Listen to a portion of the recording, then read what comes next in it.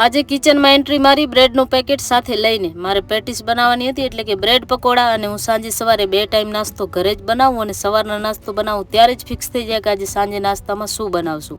સવારના આલુ પરોઠા બનાવ્યા, અત્યારે બટેટાની ભાજી વધારે બનાવી લીધી હતી અને અત્યારે ગરમા ગરમ બ્રેડ પકોડા. એ તો બધો ઠીક, પણ આ જેકી ઘરની અંદર હોય એટલે ચડી બનિયાનમાં જોવા મળે. નાસ્તો કરી લીધો અને આજે તો ગણપતિ વિસર્જન, બાપાનો 11મો દિવસ, પણ વરસાદ આખો દિવસ ચાલુ હતો. ઘરની બહાર પગ કેમ મૂકવો? મને તો વરસાદમાં પલળવાથી શરદી થઈ જાય, ચક્કાજામ અને અવાજ ખરાબ થાય, એટલે મેન તકલીફ વિડીયોમાં બોલવાની થાય. Oh my God. હું બહાર નથી ગઈ, પણ જેમ જે કે 2 ભાઈ એના પપ્પા સાથે ગયા હતા અને ત્યાં એક અંકલ મળી ગયા એની સાથે ડાન્સ કરવા વાળા. અને આ છે મુંબઈમાં ગણપતિ વિસર્જન માટેની ભીડ. મારી જેમ ઝીણકા માણસ હોય ને એ તો આમાં ખોવાઈ જાય. What? અરે ધ્યાન રાખવું પડે.